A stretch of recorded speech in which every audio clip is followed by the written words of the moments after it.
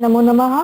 परम आयुर्वेद आयोजित चरक संहिता अध्ययन अध्यापन तद्विद्या संभाषा के 229वें पुष्प में आप सभी का मैं वैद्य सारिका भुजबल और वैद्य महेश भुजबल सहर्ष स्वागत करते हैं। आज के प्रमुख वक्ता वैद्या प्रियदर्शिनी कड़ोस महोदया, आपका भी हम सहृदय स्वागत करते हैं। आज के व्याख्यान का आरंभ धन्वंतरी स्तवन से करेंगे। नमामि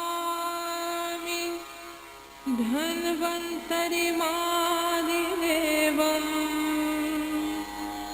सुरासुरैर्वन्दितपादपद्मम्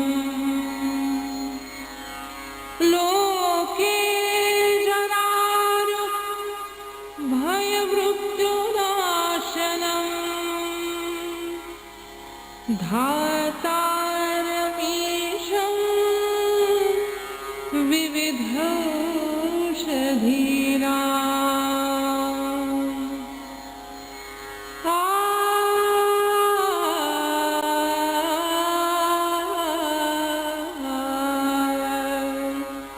शङ्खं चक्रं जलौकाम् दधतमृतघटम् चारुदोर्भिश्चतुर्भिः सूक्ष्मस्वच्छातिर्हृद्यां शुकपरिविलसन् मौलिमं भोजनेत्रम्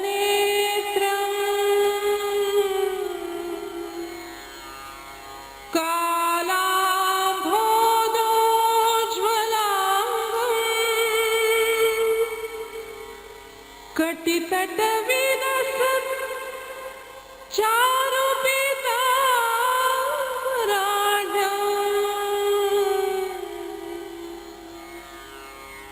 वन्दे धन्वन्तर्यन्तम् निखिलगतमला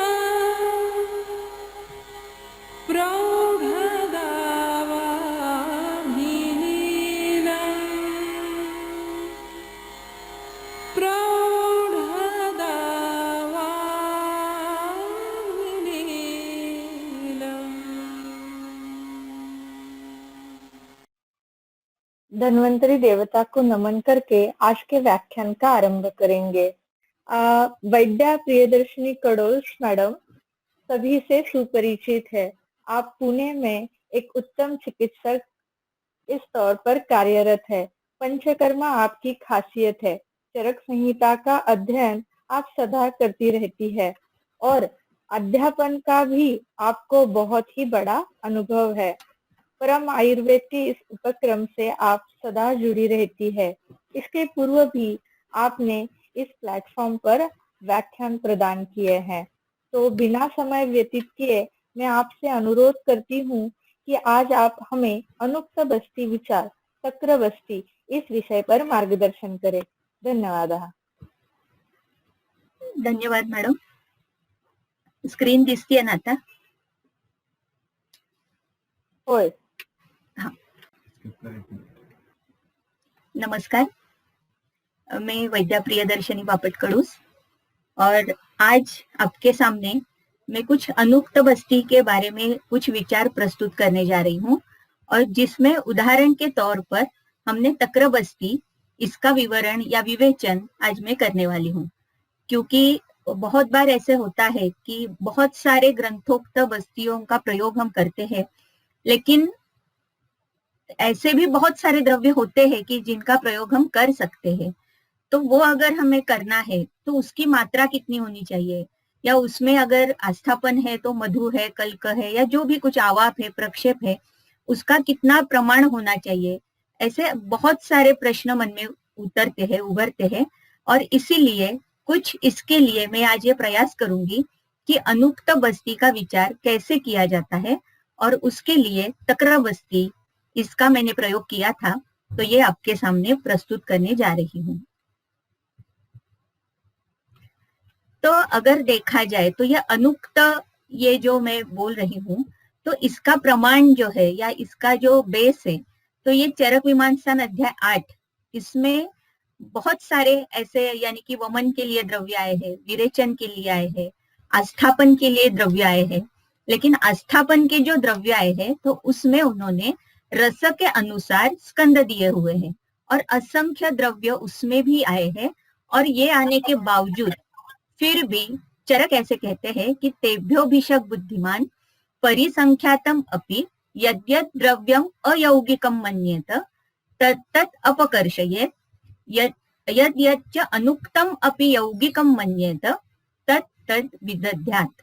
तो इसका मतलब है कि अनुक्त भी अगर इसमें कुछ द्रव्य है और वो आपको अगर यौगिक लग रहे हैं, योग्य लग रहे हैं, तो उनका भी आप वस्ती के तौर पर उपयोग कर सकते हो इस तरीके से। लेकिन ये जब उपयोग करना है तब उन्होंने एक स्पेसिफिकेशन दिया है कि वर्गम अपि वर्गेण उपसंसृज्येत एकम एकेन अनेकेन वा युक्तिम प्रमाणीकृत्य। तो युक्तिम प्रमाणीकृत्य ये बहुत ही इंपॉर्टेंट इसमें ये शब्द है दो, क्योंकि युक्ति से और प्रमाणीकृत्य इसका मतलब वहां पर कुछ तो वैलिडेशन होना चाहिए, कुछ तो स्टैंडर्डाइजेशन होना चाहिए। तो इस तरीके से जो अनुक्त है वो अगर यौगिक है तो वो भी लेने के लिए कहा है। लेकिन फिर भी उसमें युक्तिम प्रमाणीकृत्य ये बहुत ही दो एक महत्वपूर्ण शब्द है कि जिसमें युक्ति पूर्वक करना है, लेकिन प्रमाणीकृत्य यानी वैलिडेशन और स्टैंडर्डाइजेशन ये दोनों होना बहुत आवश्यक है। द्रव्य हमने क्यों उसका उपयोग हम कर रहे हैं, इसका कुछ न कुछ प्रमाण वहां पर होना बहुत आवश्यक है। फिर और एक चरक में ही एक इसका संदर्भ आया है, चरक सिद्धिस्थान अध्याय 10 में, कि जैसे गुल्म अतिसार बहुत सारे व्याधि दिए हुए हैं और वहां पर उन्होंने कहा है कि यथास्वैहि औषधैहि सिद्धान बस्तिन दद्यात् विचक्षणः। इसका मतलब है कि तत्त रोगाधिकार में आने वाले द्रव्य आप बस्ती के तौर पर यूज कर सकते हो।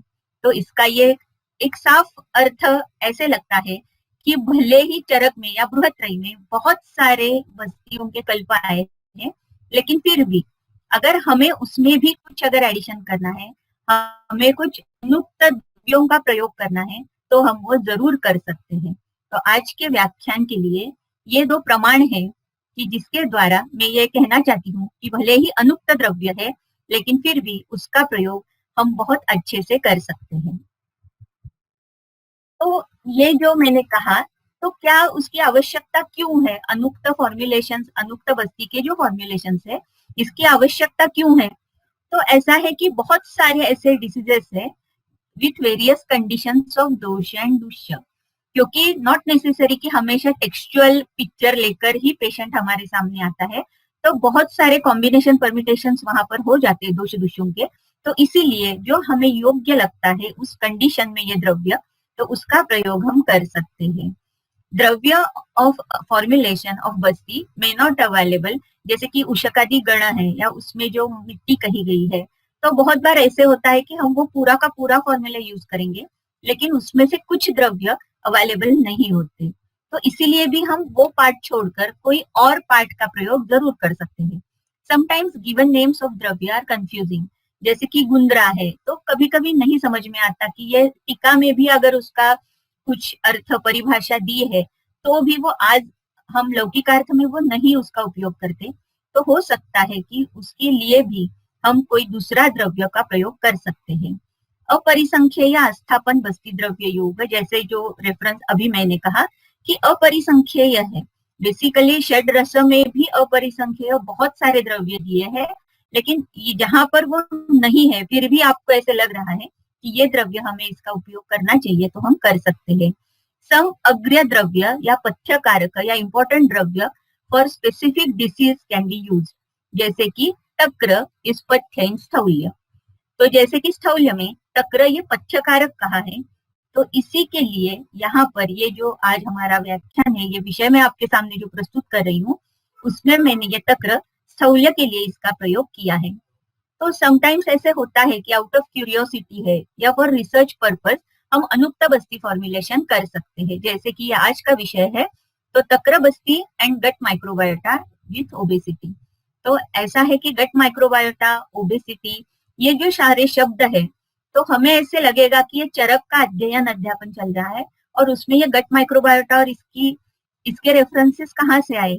लेकिन ऐसे हो जाता है कि भले ही हम चरक का अध्ययन कर रहे हैं, लेकिन आधुनिक काल में या लौकिक अर्थ में उसका प्रयोग हम इस तरीके से भी कर सकते हैं, ये आज हम देखने वाले हैं। तो in this study we evaluated the effect of rectal administration of takra process with medicinal plants on gut microbial composition and thereby on weight in obese individual. तो जैसे हम हमेशा बस्ती देते हैं तो उसके पहले कुछ जरूर परीक्षण किया जाता है, जो कि मैंने परम आयुर्वेद में ही इसके ऊपर मैंने एक बस्ती समीक्षा भाव के ऊपर,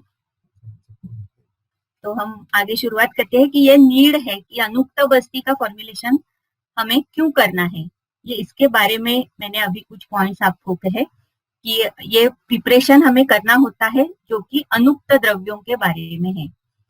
तो जैसे मैंने कहा कि बहुत सारे पॉइंट्स हमें देखने पड़ते हैं कि बस्ती जब हम तय करते हैं कि ये बस्ती हमें देना है, तो उसके पहले बहुत सारे समीक्षा भाव है और जिसके ऊपर परम आयुर्वेद में ही मेरा एक व्याख्यान हुआ था, तो वो भी अवेलेबल हो सकता है यूट्यूब पर।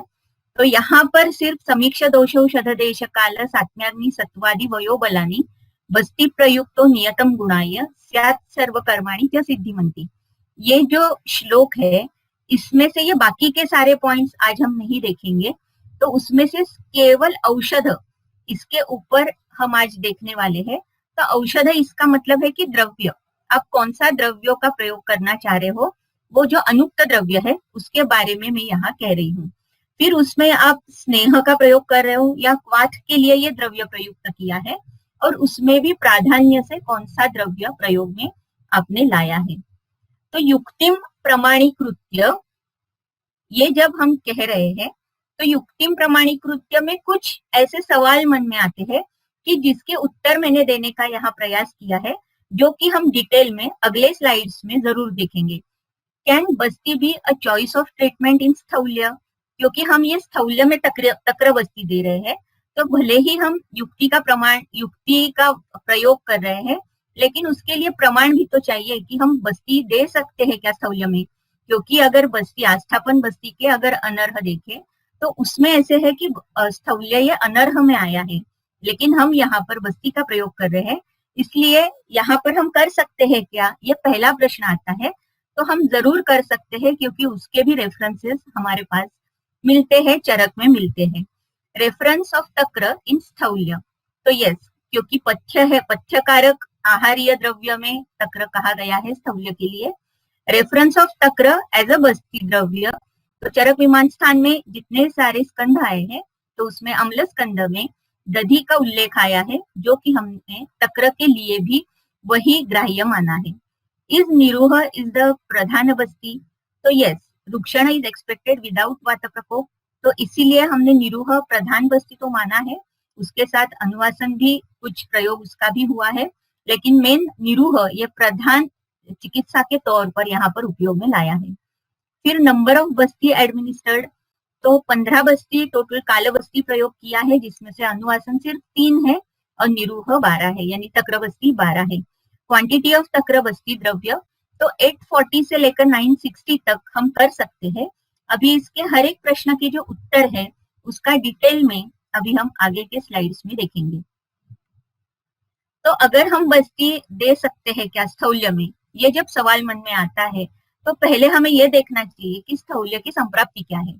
तो मेधसावृत मार्गत्वात् वायु कोष्ठे विशेषतः चरण संधुक्षयति अग्निम आहारम शोषयत्यपि तस्मात् स शीघ्रं जरयति आहारं च अतिकांक्षति विकारांश्च अश्नुते घोरान कांश्चित काल व्यतिक्रमात्। तो ये जब हम देखते हैं तो कुछ संप्राप्ति घटक अपने आप हमारे सामने आते हैं, जैसे कि वात में प्राधान्यतः समान की दृष्टि है, क्लेदक कफ है, पाचक पित्त उसके साथ है, दुष्य में रस रक्त मांस मेद और शुक्र भी हो सकता है। स्रोतस में भी ये सारे स्रोतसों के साथ स्वेदवह स्रोतस भी है। उद्भव स्थान आमाशय है और व्यक्ति स्थान सर्व शरीर है, विशेषतः स्पीक स्तन और उदर, इनका जो लंबन हमें दिखाई देता है स्थौल्य में, तो तो इसीलिए व्यक्ति पूरे शरीर में होती है और स्रोतोदुष्टि लक्षण में मेद की अति प्रवृत्ति है और मेदसावृत वात इस तरीके की संप्राप्ति घटक है। तो ये संप्राप्ति देखने के बाद हमें ये पता होना चाहिए कि चरक सूत्र स्थान 21 में वातघ्नानि अन्नपानानि श्लेष्म मेदोहराणि च वृक्षोष्णावस्थयस्तीक्ष्णा वृक्षाणि उद्वर्तनानि च।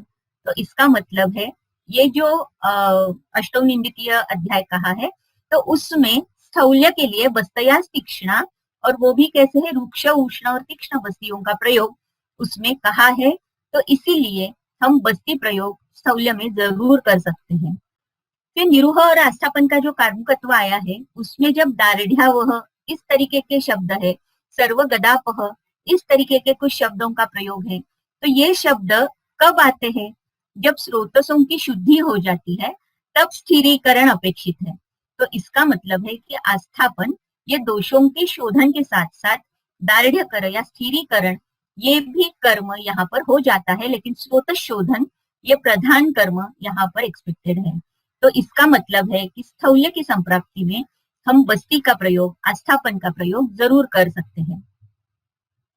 तो अभी यहाँ पर जैसे मैंने कहा कि कुछ लौकिकार्थ में कुछ प्रयोग या लौकिकार्थ में हमें कुछ सिद्ध करना होता है, क्योंकि बहुत बार सिर्फ स्पिक स्तनोदर लंबनम इतना ही हम गृहित नहीं ले पाते।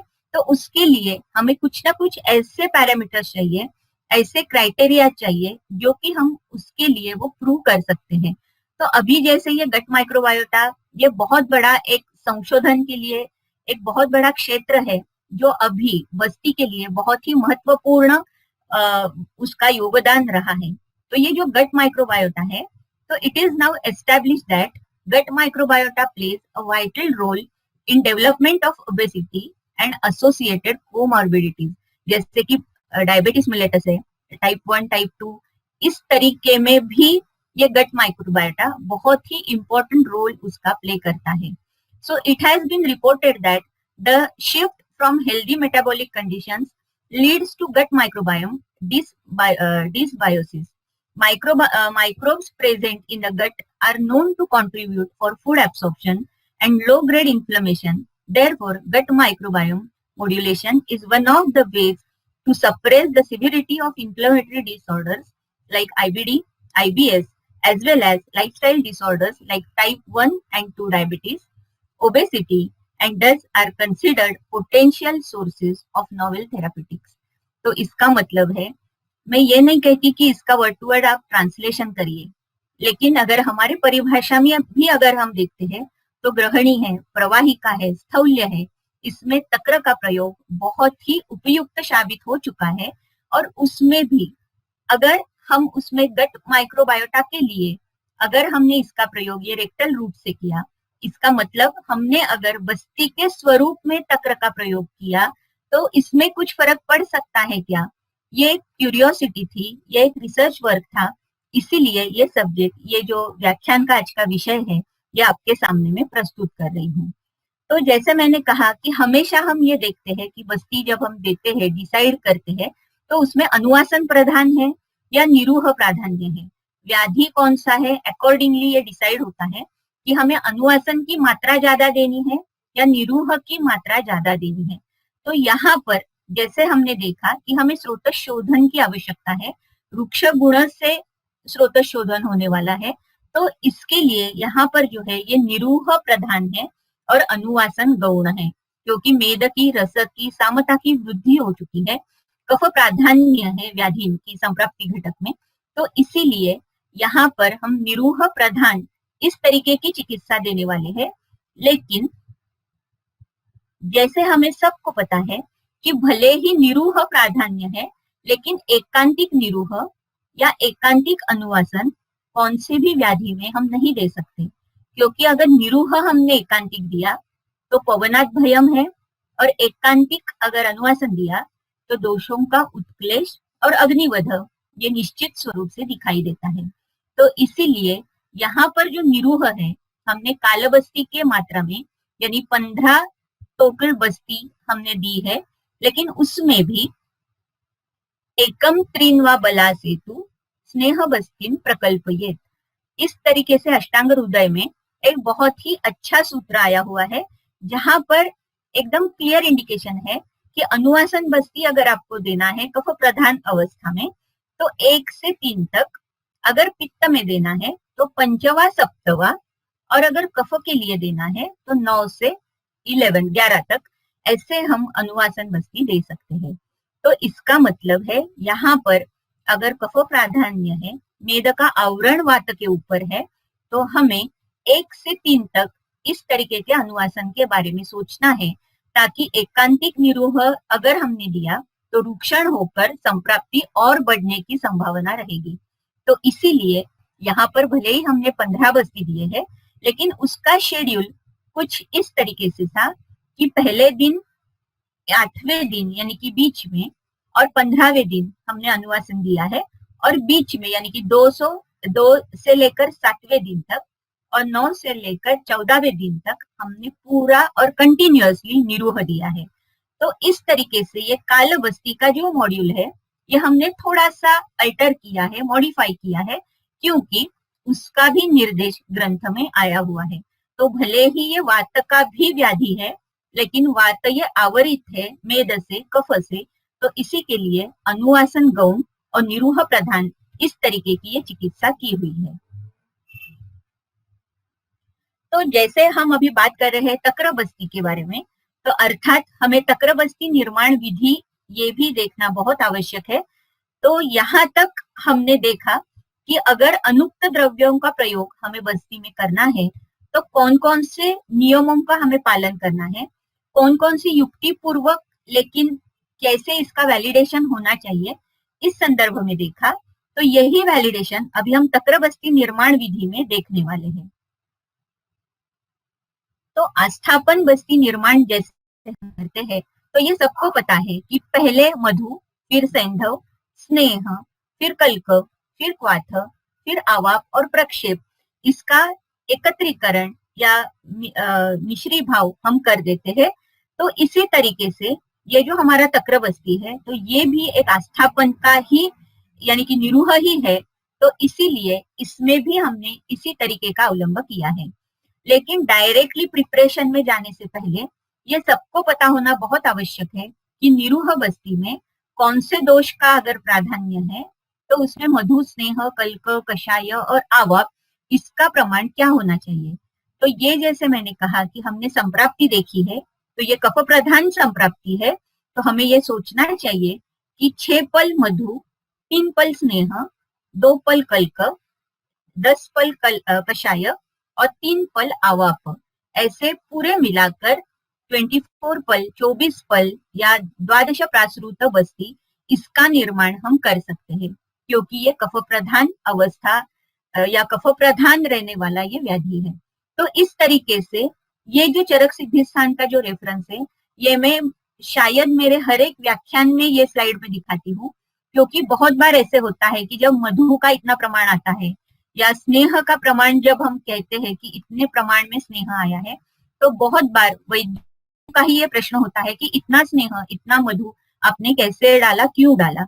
तो इसीलिए ये जो संदर्भ है चरक सिद्धि स्थान अध्याय 3, ये आप जरूर देखिए, चक्रपाणी की और टीका में बहुत अच्छे से इसका इलेबोरेशन किया हुआ है। तो इस तरीके से आज तक्र बस्ती में जो हम प्रयोग करने वाले हैं, तो उसका प्रमाण, ये जो कफ प्राधान्य का जो प्रमाण है, यही प्रमाण इसका प्रयोग हम करने वाले हैं। अभी जैसे आपको पता चला कि द्रव्यों का प्रमाण क्या है, उसी तरीके से और भी एक कंफ्यूजन हमेशा रहता है कि तक्र किसे कहा जाता है। जो कि मार्केट में हमें तक्र मिलता है, जब हम पेशेंट को कहते हैं कि आप तक्रपान करिए, तो पेशेंट डायरेक्टली कोई भी डेयरी से तक्र लेकर आता है और वही पीता है। तो वो जो तक्र है वो एक्चुअली तक्र है कि नहीं है, ये हमें पता होना बहुत आवश्यक है, क्योंकि वो जो तक्र है उसमें पानी अधिक होता है, तो उसे हम तक्र कहेंगे कि नहीं कहेंगे। तो इसके लिए ये एक रेफरेंस मैंने दिया है जो कि भाव प्रकाश का रेफरेंस है। तो उसमें घोल, मथित, तक्र, उदश्वित और छच्छिका, ये 5 प्रकार के कुछ अलग अलग यानी कि वर्णन आया हुआ है। जबकि हम दधी का मंथन करते हैं तो अकॉर्डिंगली उसमें पानी डालते हैं, नहीं डालते, मंथन कैसे किया जाता है, इस तरीके से ये 5 प्रकार है। तो पहला जो है घोल, तो उसमें सिर्फ दही का मंथन होता है, ये निर्जल है और मलाई के साथ इसका मंथन किया जाता है, जो कि वात पित्त हर है। फिर मथित है, तो मथित दधी जो होता है वो निर्जल है, लेकिन मलाई विरहित होता है। जैसे घोल में मलाई सहित होता है, यहाँ पर मलाई विरहित होता है। अभी जो तक्र है जिसके बारे में हम जिसका प्रयोग कर रहे हैं, तो उसमें सिर्फ 1/4 पानी एक्सपेक्टेड है और जिसमें से नवनीत निकाला हुआ है। इस तरीके का जो तक्र है उसका प्रयोग हमने इस अभ्यास में किया है। या जब आप रुग्णों को कहते हो कि आपको ताक पीना है, तक्र का पान करना है, तब वैद्य को भी पता होना जरूरी है कि उसमें पानी कितना डाला जाता है, क्योंकि बहुत बार रुग्णों को ऐसे लगता है कि जितना पतला उतना वो अग्नि प्रदीपक हो जाता है, तो इस तरीके से नहीं है। तो इसीलिए ये रेफरेंस बहुत ही महत्वपूर्ण है। उसी तरीके से ये उदश्वित है जिसमें हाफ पानी है, आधा, और छच्छिका है जिसमें अधिक, और प्रचुर मात्रा में जल है। ये प्रचुर ये शब्द भाव प्रकाश जी ने उपयोग में लाया है, तो आपको समझ में आया होगा कि जो भी मार्केट में हमें तक्र के तौर पर मिलता है, तो वो एक्चुअली तक्र नहीं है, वो छच्छिका है जो कि कफ कर है। तो इसीलिए अगर ये दोषों के ऊपर कुछ अलग इसके कार्य हो रहे हैं, ये दिखाई दे रहा है, तो इसका मतलब कि जो तक्र निर्माण है वो भी हमें बहुत ही अच्छे से करने की आवश्यकता है। तो इसीलिए तक्र जो है 1/4 जल और नवनीत विरहित, ये ध्यान में रखने की आवश्यकता है। तो इसीलिए इस तक्र बस्ती में जो हमने तक्र का निर्माण किया है, तो उसमें दही जो है 4 पार्ट यानी 320 ml, फिर पानी जो है 1 पाद, इसके 1 पाद यानी कि ml, और टोटल मिलाकर 400 ml का तक्र ये हमने बनाया था। और उसमें एक्चुअली नवनीत नहीं था, लेकिन फिर भी अगर कुछ है तो हमने वो छान के लिया था।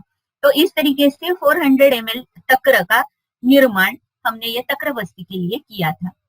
तक्र के गुण सबको पता है, लेकिन कषाय अम्ल और मधुर रस का ये तक्र है।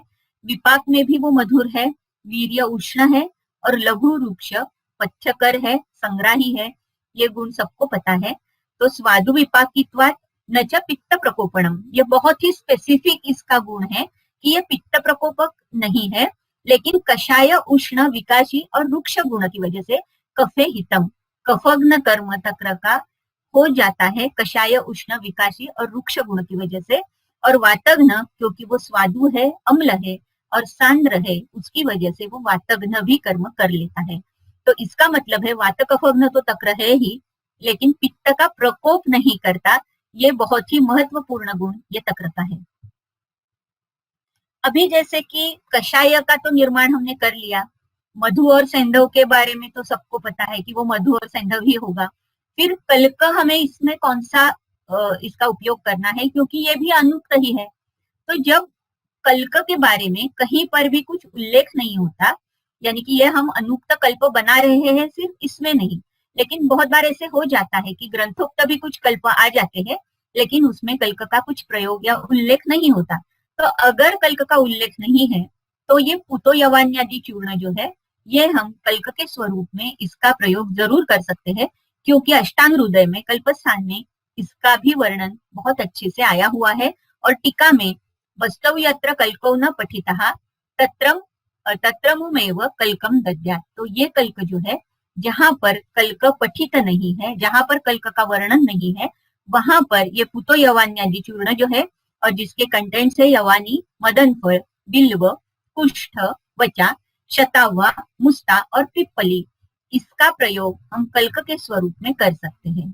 तो हमने ये हर एक द्रव्य 10 ग्राम यानी कि टोटल 80 ग्राम जिसमें गर्म पानी मिलाकर हमने रखा था, ताकि वो अच्छे से उसका कल्क हो जाए। तो इस तरीके से ये कल्क का प्रयोग, जो पुतो यवान्यादि चूर्ण का कल्क, हमने तक्र बस्ती में प्रयोग किया है। फिर स्नेह, तो एक्चुअली ये रिसर्च पर्पज के लिए किया हुआ कल्प है, तो उसके लिए यहाँ पर हमने सिर्फ तिल तेल का प्रयोग किया था, जो कि मूर्छित था।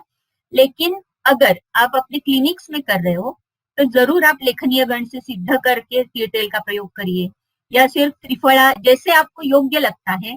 जैसे रुग्ण का सारे यानी कि परीक्षण आप कर रहे हो, तो योजना भी आपको ही करनी है। लेकिन यहाँ पर ये रिसर्च प्रोजेक्ट था, तो ये तक्र के गुण की वजह से सारे रिजल्ट्स मिल रहे हैं या और किसी की वजह से मिल रहे हैं, ये देखना भी बहुत जरूरी था। इसीलिए यहाँ पर सिर्फ तिल तेल का प्रयोग किया था, जो कि अनुवासन के लिए भी किया था और निरूह में एज अ स्नेह द्रव्य इसके तौर पर भी तिल तेल का ही प्रयोग किया था। तो ये कल्क जो है, इसका अगर हम रसपंचक देखते हैं तो बहुत सारे द्रव्यों के रस जो है वो कटु तिक्त प्रधान ऐसे आपको यहाँ पर दिखाई देंगे। विपाक तो ऑलमोस्ट सबके कटु ही है, वीर्य भी ऑलमोस्ट सबके उष्ण ही है, और लघु रुक्ष यानी कि ये सारा जो कल्क है इसके गुण जो हमें संप्राप्ति भंग के लिए चाहिए, अकॉर्डिंगली ये सारे गुण है। तो इसीलिए यही कल्क का प्रयोग करना हमने उचित समझा और इसीलिए यही कल्क का प्रयोग हमने किया। और यहाँ पर अगर दोषघ्नता अगर आप देखते हो तो कफवात शामक इस तरीके से ही बहुत सारे द्रव्य है। तो यवानी से लेकर पिप्पली तक सारे द्रव्यों का कल्क हमने तक्रबस्ती में इसका प्रयोग किया है। तो अभी जैसे मैंने कहा कि निरूह बस्ती का प्रिपरेशन यानी कि तक्रबस्ती का जो प्रिपरेशन है, तो उसमें अभी हम एक्चुअली जो इंग्रेडिएंट्स है और उसकी जो यानी उसका जो प्रमाण है इसके बारे में अब हम देखेंगे। तो जैसे हम मिक्स करते हैं या मंथन जब करते हैं तो पहला लेते हैं सेंधव, मधु, स्नेह, कल्क, क्वाथ। तो यहाँ पर क्वाथ के तौर पर हमने तक्र लिया है, प्रक्षेप और आवाप। तो जैसे मैंने अभी कहा कि ये एक रिसर्च के लिए किया हुआ प्रोजेक्ट था, स्टडी था, तो इसलिए यहाँ पर हमने गोमूत्र का प्रयोग हमने नहीं किया। अगर हमने गोमूत्र का प्रयोग हम करते तो ये गोमूत्र की वजह से आने वाले रिजल्ट्स है या तक्र की वजह से आने वाले रिजल्ट्स है, इसके बारे में थोड़ा कंफ्यूजन हो जाता। तो इसीलिए ये गोमूत्र मैंने ब्रैकेट में तो लिखा है, तो आप अपने क्लिनिक्स में आवाप के तौर पर गोमूत्र या और भी किसी द्रव्य का प्रयोग जो उचित लगे उसका प्रयोग आप कर सकते हो। तो यहाँ पर ये जो प्रमाण के बारे में हमने जो देखा था, जो कफ प्रधान अवस्था में ये सैंधव, मधु, स्नेह, कल्क, क्वाथ इसका प्रमाण कितना होना चाहिए, तो उसी तरीके से ये यहाँ पर दिया है। तो सैंधव 1 तोला, ये तो सब बस्तियों में कॉमन है, स्टैंडर्ड है। मधु जो है 6 पल यानी कि 240 ml, स्नेह 3 पल यानी 120 ml, मैंने गलती से ग्राम लिखा है, कल्क 2 पल यानी कि 80 ग्राम, और क्वाथ यानी तक्र जो है 10 पल यानी कि 400 ml। तो इसी तरीके से हमने कफ के बारे में देखा था, तो उसी तरीके से ये सारा प्रमाण मैंने लिया है। अगर मैं इसमें गोमूत्र 3 पल ऐड कर लेती तो ये पूरा का पूरा 960 यानी कि 12 प्रसृत बस्ती हो जाता। लेकिन जैसे मैंने कहा ये रिसर्च प्रोजेक्ट है, इसीलिए मैंने गोमूत्र अवॉइड किया है। तो इसकी टोटल क्वांटिटी अभी हो रही है 840 ml। तो अगर हम ये पूरे के पूरे घटक द्रव्य एक साथ अगर देखते हैं, तो एक साथ देखने के बाद हमें ये पता चलता है कि सैंधव तो त्रिदोषहर है, मधु त्रिदोषहर है, तिल तेल वातकफ शामक स्पेशली है, कल्क हमने देखा कि वो भी वात और कफ शामक है, तक्र जो है तो तक्र भी वातकफ शामक है, भले ही वो पित्तकर नहीं है लेकिन वातकफ शामक ये उसका प्रधान गुण है। तो इसका मतलब ये जो हमारा कॉम्बिनेशन है, तो ये कॉम्बिनेशन वात कफ के ऊपर हम अच्छी तरीके से इसका कर्म हो सकता है, जो कि हमने संप्राप्ति में देखा है। तो ये प्रमाणीकृत्य, ये जो बार बार शब्द बीच में आ रहा है, तो यहाँ पर हम इसका प्रयोग जरूर कर सकते हैं। बेसिकली बस्ती का प्रयोग कर सकते हैं जो कि रुक्ष होना आवश्यक है।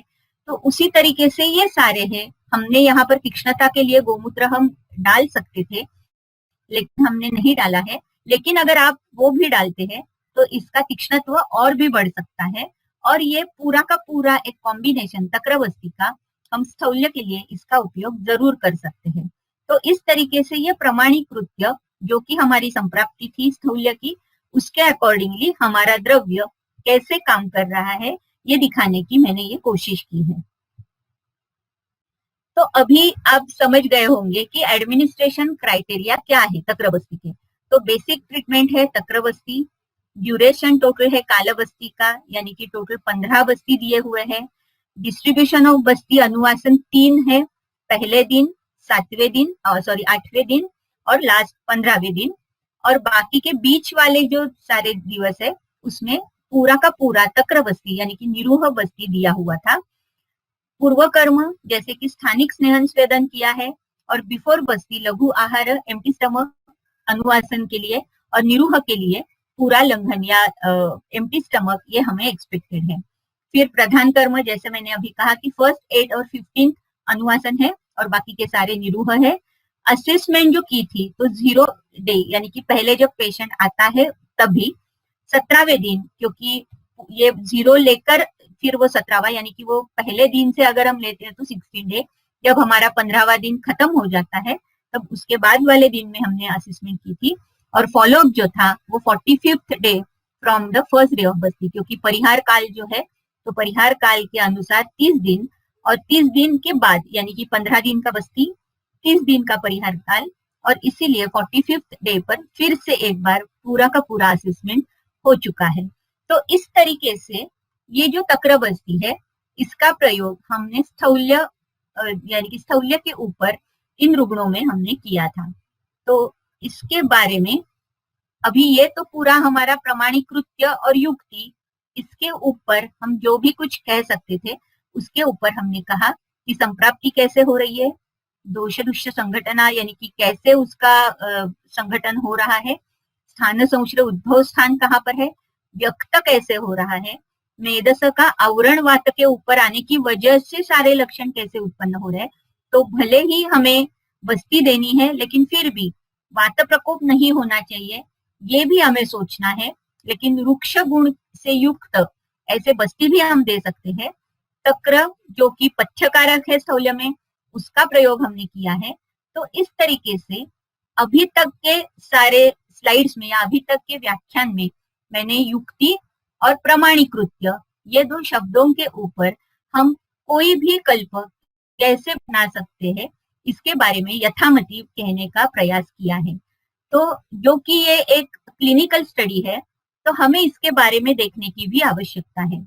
और मैं फिर से कहूंगी कि जैसे कि हमारे सिद्धांत है तो सिद्धांत को न छोड़ते हुए लौकिक अर्थ में हमें ये कहने का ये प्रयास है हमारा कि स्थौल्य में ये तक्र बस्ती का कर्म कैसे हो जाता है, क्योंकि सिर्फ स्पिक्स तनोदर लंबनम ये लेकर ये क्राइटेरिया लेकर हम ये नहीं कर सकते। और इसीलिए वैसे भी बस्ती का जो कर्म है तो ये गट माइक्रोबायोटा पे कैसे हो जाता है, नॉट नेसेसरी कि सिर्फ तक्र बस्ती का, लेकिन सारे बस्तियों का उपयोग ये गट माइक्रोबायोटा पे हो जाता है और वो अलग अलग तरीके से होगा। ये बहुत ही बड़ा एक विषय है जो कि बहुत सारे संशोधक उसके ऊपर काम कर रहे हैं। तो इसीलिए ये छोटा सा करने का मैंने प्रयास किया है, वो अभी आपके सामने में प्रस्तुत कर रही हूँ, जो कि क्लिनिकल स्टडी ऑफ तक्र बस्ती। तो असेसमेंट क्राइटेरिया क्लिनिकल स्टडी में हमेशा होते हैं। तो पहला जो क्राइटेरिया था वो सब्जेक्टिव क्राइटेरिया या सब्जेक्टिव पैरामीटर्स थे, जिसमें कि स्कोर है 0 to 4। तो ये जो है उत्साह हानि, दौर्बल्य, पिपासा और क्षुधा, तो उसमें टोटल 5 स्कोर्स है, यानी कि 0, 1, 2, 3 और 4। तो इस तरीके से जैसे कि अगर उत्साह हानि है तो जैसे एंथुजियास्टिक एनी टाइम है तो वो 0 ग्रेड पर है, लेकिन लेजीनेस फॉर ऑल एक्टिविटीज ऐसे अगर स्कोर उसका मिल रहा है तो वो है 4। यानी 0 जो है वो नॉर्मल है, अच्छा स्कोर है, और 4 जो है वो बहुत ही हायर ग्रेड का स्कोर है। फिर है दौर्बल्य, तो can do professional and routine work without tiredness, ये अगर मिल रहा है तो इसका 0 स्कोर है। और इसमें ही अगर cannot do any work due to debility, इस तरीके के अगर लक्षण मिल रहे हैं तो उसका स्कोर 4 है। पिपासा में जैसे कि नॉर्मल थर्स्ट है तो 0 है, लेकिन सीवियर थर्स्ट है तो इसके लिए स्कोर 4 था। फिर क्षुधा के लिए भी वैसे ही है कि नॉर्मल एपेटाइट है, एवरी 6 आवर्स वो पेशेंट या रुग्ण वो खा रहा है तो 0 स्कोर है, लेकिन बहुत ही हेवी और रिपीटेड बहुत फ्रिक्वेंटली खाने के बाद भी अगर उसकी क्षुधा शांति नहीं हो रही है तो वो स्कोर 4 है। तो इस तरीके से 0 to 4 ऐसे स्कोर्स हमने लिए थे, और ये सारे कैसे है कि सब्जेक्टिव पैरामीटर्स है, रुग्ण इसके बारे में कह सकता है। लेकिन सिर्फ सब्जेक्टिव पैरामीटर्स किसी भी रिसर्च के लिए कंप्लीट नहीं होते, तो इसीलिए कुछ न कुछ ऑब्जेक्टिव पैरामीटर्स की भी आवश्यकता है, जो कि एंथ्रोपोमेट्रिक पैरामीटर्स का प्रयोग हमने यहाँ पर किया था असेसमेंट के लिए। तो उसमें वेट है, बॉडी मास इंडेक्स है BMI, फिर सरकमफरेंस लिए गए थे जैसे कि चेस्ट है, मिड आर्म है, वेस्ट है और हिप का सरकमफरेंस है। वेस्ट टू हिप रेशियो था जो कि लिया हुआ था, और स्किन फोल्ड थिकनेस ये एक बहुत ही महत्वपूर्ण असेसमेंट क्राइटेरिया है। वो कैसे है वो हम आगे देखेंगे। तो ये स्किन फोल्ड थिकनेस, इसमें भी बाइसेप्स, ट्राइसेप्स, सुप्राइलियर और सबस्कैपुलर, यहाँ पर कैलिपर से ये स्किन फोल्ड थिकनेस का मेजरमेंट लिया हुआ था। तो ये 0 डे पर एक मेजरमेंट हुआ था, 17th डे पर एक मेजरमेंट हुआ था, और एक लास्ट 45th डे पर फिर से ये सारे मेजरमेंट्स हुए थे। और इसके साथ साथ कुछ बायोकेमिकल पैरामीटर्स भी हमने रखे थे, जैसे कि इंसुलिन होगा, ग्लूकोज होगा, इस तरीके से कुछ पैरामीटर्स और भी थे जिसके बारे में मैं अभी बता रही हूँ। तो ये जो है रिजल्ट्स और ऑब्जर्वेशंस, तो पहले ये सब्जेक्टिव पैरामीटर्स के कुछ मैंने दिए हैं, और वो बहुत ही बड़े, यानी कि चार्ट्स और उसके ग्राफ्स ये बहुत ही बड़े होंगे, तो इसीलिए सिर्फ ये पी वैल्यू मैंने दी है यहाँ पर, ताकि हमें ये समझ में आ जाए कि ये सिग्निफिकेंट है कि नहीं है। तो उत्साह हानि, दौर्बल्य, पिपासा और क्षुधा, इसमें सारे में हमें बिफोर ट्रीटमेंट, आफ्टर ट्रीटमेंट और फॉलोअप में भी सिग्निफिकेंट रिजल्ट्स मिले हैं। लेकिन पिपासा में, जो कि फॉलोअप जब हमने लिया था, यानी कि आफ्टर 45th डे या ऑन 45th डे, तो वो नॉन सिग्निफिकेंट आया था, यानी कि उसमें कुछ बदलाव आए थे। अदरवाइज ये जो सारे एक सब्जेक्टिव पैरामीटर्स है, तो उसमें हमें सिग्निफिकेंट रिजल्ट्स मिले हैं। फिर ये जो हमने सिम्टम्स, जो ऑब्जेक्टिव पैरामीटर्स लिए थे, जैसे कि BMI और बॉडी वेट, तो ये दोनों के दोनों में नॉन सिग्निफिकेंट रिजल्ट हमें मिले हैं।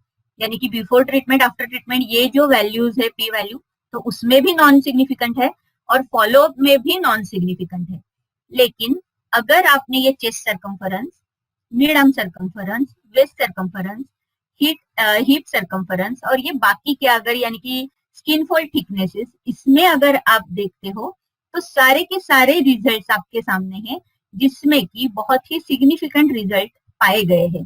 तो इसका मतलब है कि BMI और बॉडी वेट में कुछ भी फर्क नहीं पड़ा है, लेकिन ये जो मेजरमेंट्स है, बाकी के सर्कमफरेंस है या स्किन फोल्ड थिकनेसेस है, तो उसमें बहुत फर्क हमने पाया है।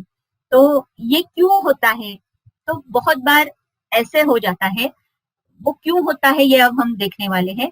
तो effect of Chakravarti on skin folds, तो circumferential measures and skin fold thickness showed reduction immediately after the therapeutic course of बस्ती, यानी कि 15 दिन के बाद जब हमने देखा तो स्किन फोल्ड थिकनेस में हमें रिडक्शन मिल गया था।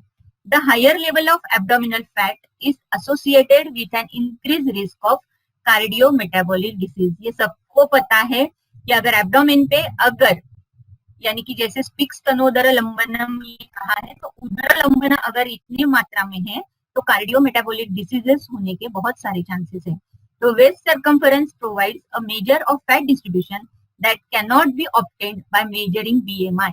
तो इसीलिए यहाँ पर BMI में हमें कुछ फर्क नहीं मिला, लेकिन सर्कम्फरेंस जो था, हिप वेस्ट रेशियो जो था, उसमें हमें फर्क मिला है। The reduction in circumferential measures can be correlated with fat redistribution और lipolysis during treatment। तो ये जो फैट redistribution हो रहा है, उसकी वजह से हो सकता है कि circumferential measures जो है उसमें हमें कुछ ना कुछ फर्क मिला है। Skin fold thickness has also been specified as sensitive predictor of obesity, क्योंकि obesity में ये जो सारे एंथ्रोपोमेट्रिक रीडिंग्स है, असेसमेंट है, तो उसमें स्किन फोल्ड थिकनेस ये बहुत ही महत्वपूर्ण एक असेसमेंट है, जो कि हमें सिग्निफिकेंटली उसमें रिडक्शन मिल चुका है। तो इसीलिए भले ही वेट में और BMI में हमें कुछ भी फर्क नहीं मिला, लेकिन फिर भी ये सारे स्किन फोल्ड थिकनेस में या सर्कम्फरेंस में बहुत ही फर्क हमें मिला है। Effect of Chakravarti on fasting glucose, तो ये भी एक बहुत ही महत्वपूर्ण एक रीडिंग है, क्योंकि fasting glucose level showed a gradual reduction through out the study. The difference between the glucose levels on day 0 and 45 was statistically significant। तो इसका मतलब है कि फास्टिंग ग्लूकोज जो है, इसका भी रिडक्शन हमें मिल रहा है। बहुत बार ऐसे होता है कि रुग्ण हमारे सामने आता है, वो डायबिटिक होता है और वो कुछ उसके हाथ में रिपोर्ट्स लेकर आता है और हम उसका नामकरण प्रमेह करते हैं क्योंकि हम सिर्फ उसका ट्रांसलेशन करते हैं। तो जैसे मैं बार बार कह रही हूँ कि हमारे जो सिद्धांत है, सिद्धांत वैसे ही रखकर, नॉट नेसेसरी कि डायबिटिक पेशेंट को हम प्रमेह या नामाभिधान दें। लेकिन फिर भी ऐसे होता है कि रुग्ण को हमें कुछ ना कुछ दिखाना होता है जो कि ऑब्जेक्टिव पैरामीटर्स है। हमें उसे कुछ ना कुछ जरूर ये दिखाना होता है कि आपके बिफोर ट्रीटमेंट ये सारे रीडिंग्स है, आफ्टर ट्रीटमेंट ये सारे रीडिंग्स है। तो इस तरीके से लौकिक अर्थ में, व्यवहार में हमें कुछ अलग तरीके से सोचना होता है और इसीलिए ये सारा प्रयास है कि भले ही आप इसे प्रमेह ना कहो, क्योंकि ये प्रमेह है ही नहीं। ग्लूकोज या शुगर अगर आपके सामने लेकर पेशेंट बैठा है तो नॉट नेसेसरी आप उसका निदान प्रमेह करो, ये तो मैं भी मानती हूँ, लेकिन सिद्धांतों को लेकर ये अगर हम स्टडी कर रहे हैं तो इसमें इतने अच्छे रिजल्ट्स हमें मिले हैं। Effect of takrabasti on fasting insulin, ये भी एक बहुत ही इंटरेस्टिंग एक रिजल्ट हमें मिला था। The fasting insulin levels increase immediately after the therapeutic course, which fell back to baseline levels on day 45th. Therefore, it can be considered as an indicator of increased insulin secretion. It is reported that when glucagon like peptide 1 is responsible for stimulating insulin secretion, acts as anti-obesity, क्योंकि जो insulin secretion करता है तो ये insulin secretion anti obesity भी काम करता है। तो इसके लिए ये यहाँ पर बहुत ही महत्वपूर्ण एक रीडिंग हमें मिला था, या बहुत महत्वपूर्ण एक ये परीक्षण हमें मिला था। And improve the lean body mass, तो ये सबको पता होना बहुत आवश्यक है कि लीन मास में, लीन बॉडी मास में और फैट बॉडी मास में गट माइक्रोबायोटा ये अलग अलग पाया जाता है। ये बहुत ही महत्वपूर्ण एक इन्वेस्टिगेशन है, या इसका एक रिजल्ट है, या एक परिमाण है, जो कि ये बहुत ही इंटरेस्टिंग सब्जेक्ट ही माइक्रोबायोटा, ये बहुत ही अलग और इंटरेस्टिंग सब्जेक्ट है। तो यहाँ पर the insulin secretory activity is enhanced by incretin pathway along with growth of some bifidobacteria and lactobacilli। तो lactobacilli तो सबको पता है जो कि तक्र में उपस्थित है। It is possible that the buttermilk administration works through the same pathway and exerts insulin secretory activity। तो इसका मतलब है अगर हम तक्रबस्ती के द्वारा अगर कुछ इंसुलिन सिक्रेशन पर अगर कुछ काम कर रहे हैं तो इसका विचार हमें जरूर करना चाहिए। तो इस तरीके से ये जो फास्टिंग ग्लूकोज पे और फास्टिंग इंसुलिन पर बहुत ही आश्चर्यकारक रीति से ये सारे परिणाम हमें मिले थे। बैक्टीरियल डाइवर्सिटी इन तक्रबस्ती, जैसे मैंने अभी कहा कि सबको पता है कि लैक्टोबैसिलस तक्र में है, उसी तरीके से ये कुछ कहने का प्रयास कर रही हूँ। And increase bacterial diversity was noted in processed buttermilk samples compared to plain buttermilk samples indicated successful processing. हमने प्लेन बटरमिल्क और जिसमें कलका डाला हुआ है, यानी कि हमारा पूरा जो प्रिपरेशन है, इसका भी एक प्रयोग किया था कि उसमें भी कुछ यानी कि लैब में परीक्षण हमने किया था।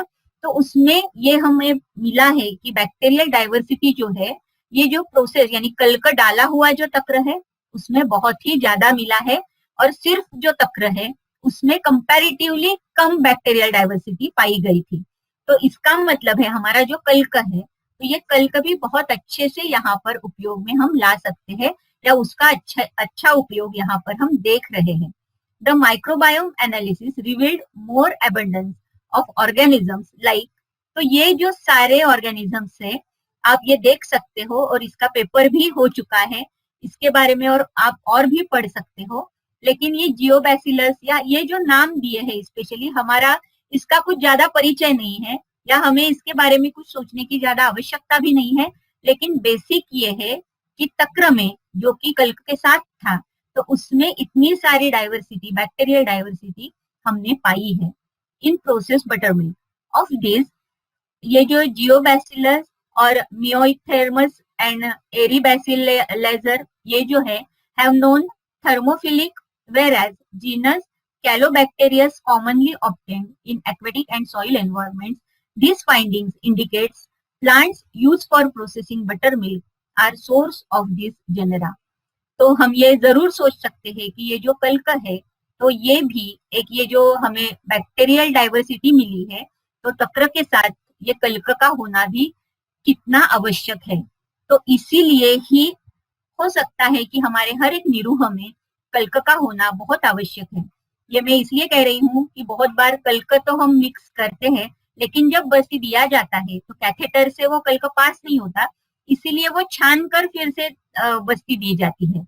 ये मैं तक्र बस्ती के बारे में नहीं कह रही हूँ, जनरल सारे निरूहों के बारे में कह रही हूँ।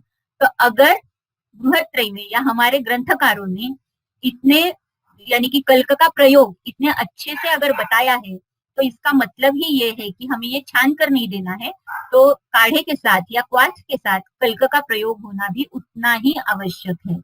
तो ये फाइंडिंग वही डिनोट कर रही है कि आपको कल्क का भी उपयोग उतने ही अच्छे से क्वाथ के साथ करना है, और क्वाथ और कल्क ये दोनों मिलाकर जो भी प्रॉपर्टीज है, जो भी गुण है निरूह के, उसकी वृद्धि हमेशा ये दोनों के कॉम्बिनेशन से अवश्य में वो हो जाएगी। तो इसीलिए ये फाइंडिंग बहुत ही महत्वपूर्ण रहा है।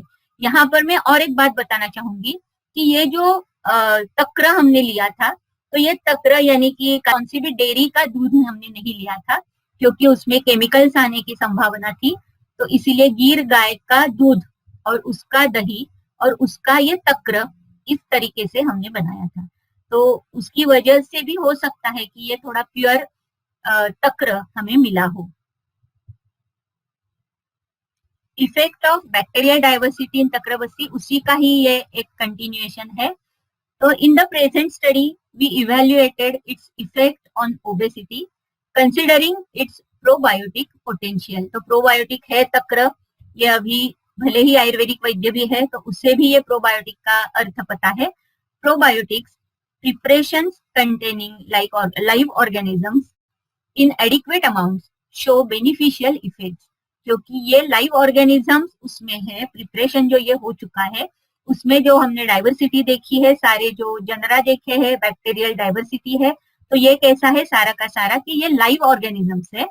So it is now establish that probiotics are responsible for modulation of gut microbiota and thus causing health benefits. तो हेल्थ बेनिफिट के लिए तो अभी ये तक्र हम कौन कौन से स्वरूप में यानी कि कौन सा अवाप या कौन कौन से कल्क के साथ इसका प्रयोग हम कर सकते हैं, कौन कौन से व्याधियों में, ये अभी हमें सोचना है। यहाँ पर तो सिर्फ हमने स्थौल्य सामने रखकर ये सारे तक्र बस्ती का प्रयोग किया था, लेकिन फिर भी उसमें ये ग्लूकोज, इंसुलिन या ये जो बाकी के सारे अलग अलग जो परिणाम हमें दिखाई दिए थे जो कि बहुत ही महत्वपूर्ण और इंटरेस्टिंग थे, तो हेल्थ बेनिफिट के लिए हम ये तक्र बस्ती का प्रयोग जरूर कर सकते हैं अलग अलग व्याधि में, अलग अलग दोष और दुष्यों की अवस्था में। तो यहाँ पर मैं कंक्लूड करना चाहूंगी ये जो हमारा पूरा रिसर्च वर्क था। तो our result suggest that as per rectal administration butter milk processed with medicinal plants alter the gut microbiota in obese individuals. तो जैसे कि हम बस्ती का प्रयोग कर रहे हैं क्योंकि हमें गट माइक्रोबायोटा के ऊपर काम करना है, तो मुख से भी हम तक्रपान करते हैं तो उसका भी उपयोग उतना ही होगा। लेकिन जैसे डल्हन कहते हैं कि गुद ये भी एक अभ्यंतर मार्ग ही है औषध सेवन का, तो इसीलिए अगर हमने गुद से ये प्रयोग किया है तक्र का, तो तक्र बस्ती के स्वरूप में अगर हम इसका प्रयोग करते हैं तो गट माइक्रोबायोटा के ऊपर बहुत ही अच्छे तरीके से इसका परिणाम हमें मिलता है, जो कि स्थौल्य में हमने देखा है। However, the effects are sustained only for a specific period. The patients may have to undergo the same treatment repeatedly or for a longer duration to achieve sustained effects. इसीलिए हमने ये 45 डेज के बाद भी असेसमेंट की थी, क्योंकि ये 15 दिन का सिर्फ एक बस्ती का कोर्स है, छोटा सा काल बस्ती है। तो हो सकता है, क्योंकि ऐसे कभी नहीं होता, जो कि हमेशा हम देखते हैं कि जो रिसर्च वर्क्स हम करते हैं एमडी के लेवल पर या पीएचडी के लेवल पर, लेकिन सारे के सारे रिजल्ट हमें हाईली सिग्निफिकेंट ऐसे ही उसका लास्ट का कंक्लूजन आ जाता है। लेकिन ऐसे हमेशा नहीं होता, हमें ये सोचना पड़ता है कि कौन सा रिजल्ट किसमें आया है, अगर आया है तो क्यों आया है, अगर नहीं आया है तो क्यों नहीं आया है। तो इतने सारे सवालों का जवाब हमारे मन में यानी कि एक सवाल भी आने चाहिए और उसके उत्तर देने का भी प्रयास यथामति हमें करना चाहिए। तो इस तरीके से ये जो प्रयोग हमने किया था, तो उसमें एक स्पेसिफिक पीरियड के लिए तो बहुत अच्छे रिजल्ट्स हमें मिले, लेकिन बाद में शायद और भी उसमें वेरिएबल्स है, जैसे कि खाना पीना है या पथ्यकर आहार। हमने कितना भी पेशेंट को कहा, लेकिन ऐसे नहीं हो सकता कि पेशेंट ने पूरे 45 डेज तक पूरा परहेज रखा हो या पूरा पथ्यकर आहार ही उसने लिया हो। ऐसे नहीं हो सकता। बहुत बार या स्ट्रेस लेवल से या बहुत सारे ऐसे अपथ्यकर कुछ न कुछ हेतु हो जाते हैं कि जिसकी वजह से ये हमारे कंट्रोल में नहीं होता। तो हो सकता है ये भी एक कारण है। दूसरा कारण हो सकता है कि ये 15 दिन ये बहुत ही कम है स्थौल्य के लिए, क्योंकि स्थौल्य ये व्याधि भी कैसा है, तो उसके लिए 15 दिन बहुत ही कम हो सकते हैं। लेकिन हमने 1 महीने का पहले ही इसलिए नहीं लिया था, नहीं तो हम ये 1 महीने का कर्मबस्ती भी ले सकते थे। लेकिन स्पेशली फीमेल्स में, और जो ज्यादा पेशेंट आती है हमारे यहाँ पर स्थौल्य को लेकर, तो वो फीमेल पेशेंट स्त्री रुग्णा होती है। तो उसमें जब भी एक मेंसेस आ जाते हैं तो शायद वहां पर डिसकंटिन्यूएशन हो जाता है, शायद ऐसे नहीं, डिसकंटिन्यूएशन होता है, जो कि हमें एक्सपेक्टेड नहीं है। हमें कंटिन्यूएशन में बस्ती देने की आवश्यकता है, तो इसीलिए हमने ये 15 दिन का ही रखा। और हमेशा एक मध्यम मार्ग होना बहुत आवश्यक होता है, तो 7 दिन बहुत कम है। 30 दिन के कुछ न कुछ कारण है जहां पर हम नहीं दे पा रहे थे, तो इसीलिए ये 15 दिन का जो कोर्स है, इसका प्रयोग हमने ये तक्रबस्ती से स्थौल्य में किया था। तो ये जो पूरा स्टडी है, तो ये journal of diabetes and metabolic disorders, इस जर्नल में अभी रिसेंटली पब्लिश हुआ है। उसका टाइटल है rectal administration of butter milk processed with medicinal plants alters gut microbiome in obese individuals. तो अगर आप देखना चाहते हो तो ये लिंक भी मैंने प्रोवाइड की है, आप जरूर ये पेपर पढ़िए। तो और भी आपके मन में जो भी सवाल है उसके उत्तर वहां पर देने का प्रयास किया हुआ है, तो वो आप वहां पर जाकर जरूर देख सकते हो। तो इस तरीके से ये जो तक्रबस्ती का प्रयोग हमने किया था, तो ये एक टीम वर्क है। ऐसे नहीं है कि सिर्फ मैंने बस्ती दिया है या मैंने प्रयोग किया है। ये अनुक्त कैसे किया जाएगा, इसका फॉर्मुलेशन हम कैसे कर सकते हैं, कौन कौन से यानी कि दुष्यम देशम बलम कालम या समीक्ष भाव जितने सारे हैं, ये कैसे देखे जाते हैं, बस्ती का निर्माण कैसे किया जाता है या कैसे हम करने वाले हैं, सिलेक्शन क्राइटेरिया कौन से होंगे या असेसमेंट हमने कैसे की है। तो ये सारे चीजें ये जो हमने की है, या पैथोलॉजिकल जो इन्वेस्टिगेशन है, या फीकल मैटर में से जो हमने डीएनए एक उसका जो आइसोलेशन किया था, तो इसके लिए ये एक का काम नहीं है, ये पूरी टीम उसमें काम करती है।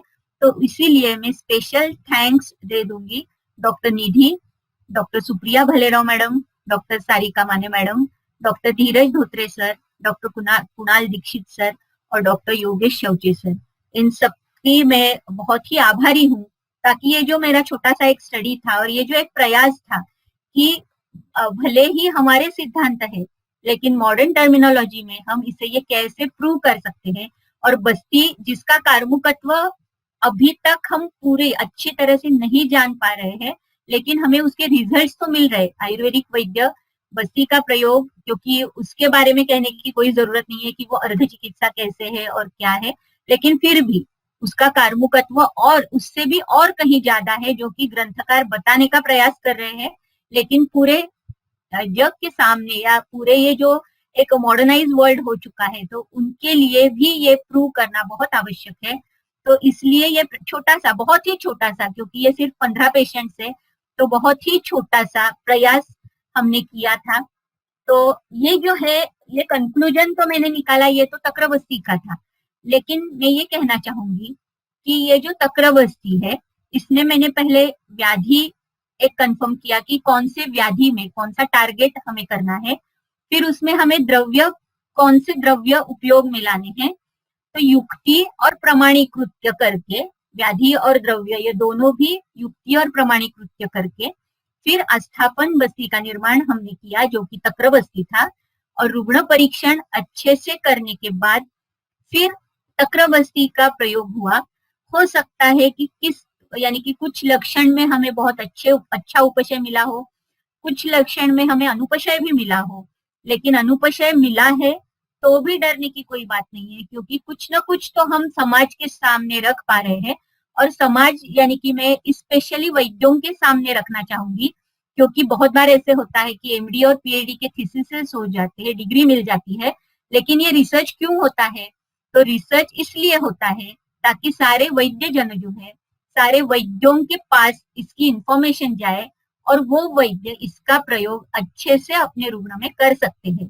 तो जिसमें हमें अनुपशय मिल रहा है, तो एटलीस्ट वैद्यों को ये तो समझ में आएगा कि सिर्फ इतने द्रव्य डालने की वजह से कुछ लक्षण में हमें अनुपशय मिला है, तो उसमें कुछ द्रव्य और ज्यादा डालने की आवश्यकता है, जैसे मैंने गोमूत्र कहा है। तो इस तरीके से कुछ लक्षणों में उपशय, कुछ लक्षणों में अनुपशय ऐसे भी अगर हमें मिला है, तो भी एक आत्मिक समाधान बहुत बहुत बहुत मिलता है।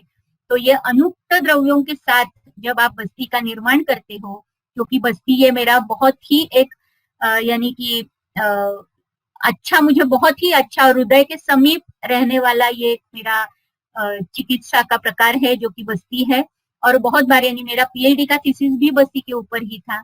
तो इस तरीके से ये जो सारी अनुक्त बस्तियां हैं, उक्त तो है ही, उसका भी प्रयोग अगर हमने किया तो भी बहुत है, लेकिन थोड़ा सा एक हमारा समाधान भी, और जैसे मैंने कहा कि आउट ऑफ क्यूरियोसिटी है या रिसर्च के लिए है, अगर आप इस तरीके से युक्ति और प्रमाणीकृत करके अगर अनुक्त द्रव्यों का प्रयोग करते हो बस्ती के तौर पर, तो बहुत ही एक आत्मिक समाधान आपको मिलता है, जबकि पेशेंट उपशय लेकर आपके सामने बैठा है। तो इस तरीके से ये समाधान के साथ आज का ये व्याख्यान जो है मैं यही समाप्त करती हूँ। आप सबने बहुत ही संयमित स्वरूप से मेरा व्याख्यान सुना, और जो भी अल्पमति यथामति मैंने प्रेजेंट करने की कोशिश की है, तो और ऑर्गेनाइजर यानी कि सारिका भुजबल मैडम और महेश सर ने जो मुझे ये संधि उपलब्ध करके दी है, तो मैं उनका भी धन्यवाद करती हूँ। नमस्ते। नमो नमः। सभी वैद्यगणों का, श्रोताओं का भी जरूर समाधान हुआ होगा। बहुत ही अल्प समय में आपने बहुत ही सुंदर प्रस्तुति की है। विषय भी उतना ही उपयुक्त है, और जितना प्रयोग करेंगे उसकी फायदा उसका हम जरूर देख पाएंगे, और उसके बारे में आपको भी फीडबैक दे देंगे। मैडम, मैं कुछ प्रश्न है, क्या हम ले सकते हैं? हाँ हाँ हाँ, जरूर। एक प्रश्न है, व्याधि संकर है तो उसमें मर्यादा है क्या इस बस्ती प्रयोग की, किसी भी व्याधि संकर में? लेकिन व्याधि संकर यानी कौन से व्याधि आपको एक्सपेक्टेड है? हाँ, कौन से व्याधि समीक्षा जी, एक्सपेक्टेड है? शायद स्थौल्य के साथ अन्य कोई भी व्याधि हो, तो ऐसा है, उन्होंने एक्सप्लेन नहीं किया है। हाँ, लेकिन हम कर सकते हैं। लेकिन जैसे मैंने अभी कहा कि युक्ति और प्रमाणीकृत, तो आप और भी कुछ द्रव्य उसमें ऐड जरूर कर सकते हो ना। ये तो एक मेरा छोटा सा प्रयोग था ना। आप तक्रबस्ती के साथ ही नहीं, और भी कोई अगर आपको ऐसे लग रहा है कि ये अनुक्त द्रव्य है लेकिन उसका प्रयोग इसमें अच्छा हो सकता है, तो आप वो जरूर कर सकते हो, और तक्रबस्ती में भी कर सकते हो। जी, धन्यवाद। नेक्स्ट क्वेश्चन है,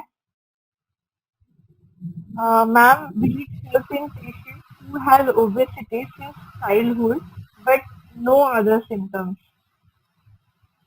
हाँ, लेकिन अभी वो एक एज कितना है?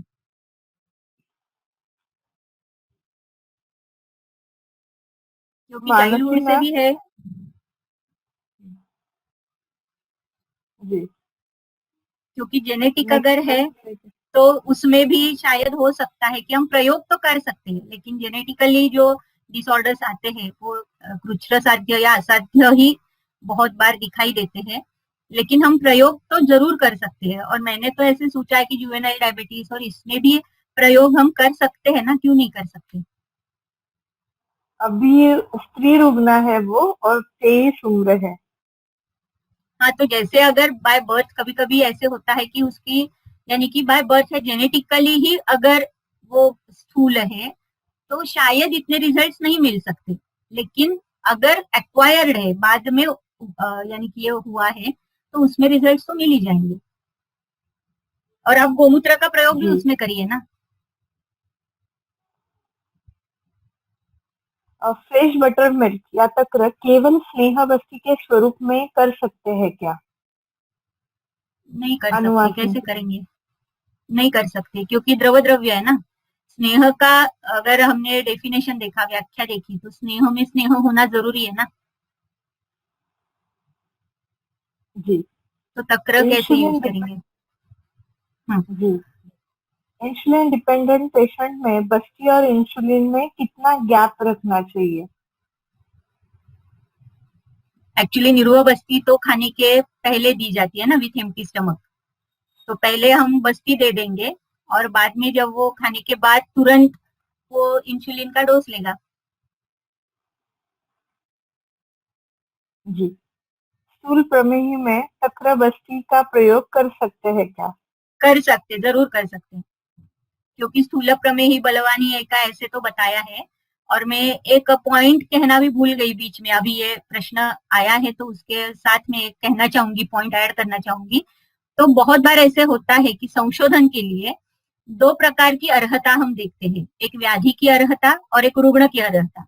तो बहुत बार ऐसे हो जाता है कि रुग्ण अर्ह है शोधन के लिए, लेकिन मे बी वो बलहानि है उसकी, या वो बाल है, वृद्ध है, गर्भिणी है, सुतिका है, यानी कि व्याधि की तो अर्हता है लेकिन रुग्ण की अर्हता नहीं है, ऐसी भी कंडीशन हो सकती है।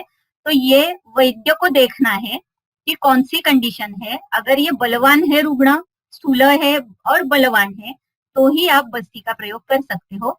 लेकिन वैसे ये बस्ती इतनी तीक्ष्ण नहीं है, इसीलिए आप अबलवान में भी शायद ये दे सकते हो। लेकिन बेसिकली संशोधन जो किया जाता है, तो वो स्थूल प्रमेय ही बलवान ही है का, ऐसे स्पेसिफिक कंडीशन चरक ने कही हुई है। जी।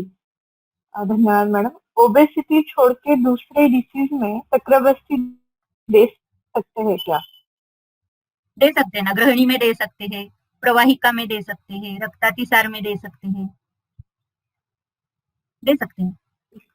जी, उसी रिलेटेड एक दूसरा प्रश्न है, वात कफ अर्श है तो उसमें तक्र बस्ती दे सकते हैं क्या? दे सकते, क्योंकि मैंने अभी उसका भी प्रयास किया है, दे सकते। Lower body obesity without any other symptoms तक्र बस्ती दे सकते हैं क्या? दे सकते हो, लेकिन ऐसा है कि उसके साथ उद्वर्तन का प्रयोग हम कर सकते हैं। ये कैसे है कि ये रिसर्च प्रोजेक्ट था, इसीलिए हम यहाँ वहां का और कोई भी चिकित्सा का प्रयोग नहीं कर सकते थे।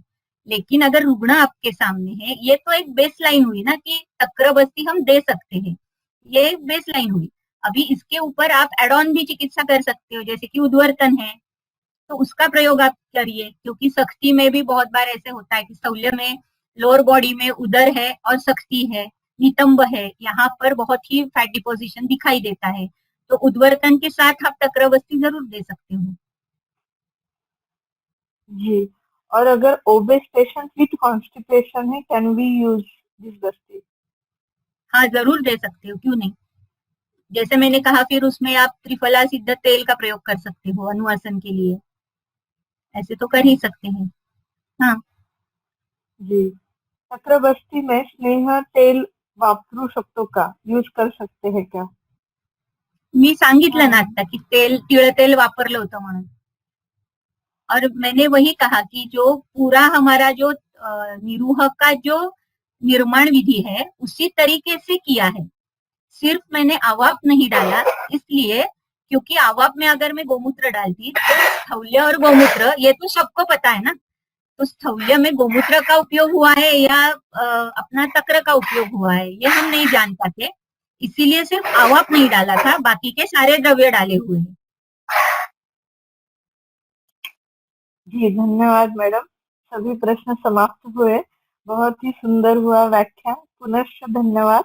और ऐसे ही आपसे जुड़े रहेंगे। आपकी शुभकामनाएं और आपके आशीर्वाद ऐसे ही मिलते रहे। पुनश्च धन्यवाद। धन्यवाद, पुनर्मिलामः। धन्यवाद मैडम, धन्यवाद। आपने मुझे ये एक संधि दी, तो मैंने जैसे मुझे हो सका मैंने वो आपके सामने रखने का प्रयास किया है। और एक अलग विषय है, तो सबने, क्योंकि अभी बहुत सारे नए नए आयुर्वेदिक वैद्य आ रहे हैं, तो उनके लिए ये एक रिसर्च का भी एक बहुत बड़ा स्पेक्ट्रम अभी है जो कि आज तक नहीं हुआ है। तो उनके लिए मैं ये स्पेशली कहूंगी कि इस तरीके का विचार आप जरूर करिए, और इसीलिए ये तक्रबसी का प्रयोजन था और आज के व्याख्यान का ये प्रयोजन था। तो कोई एक भी अगर ये तक्रबसी को लेकर या कोई भी अनुक्त बस्ती को लेकर अगर आगे जाता है, तो यही मेरे शायद ये जो एक प्रयास था छोटा सा, उसका फलित होगा, ऐसे मैं समझूंगी। पुनश्च धन्यवाद। धन्यवाद। धन्यवाद।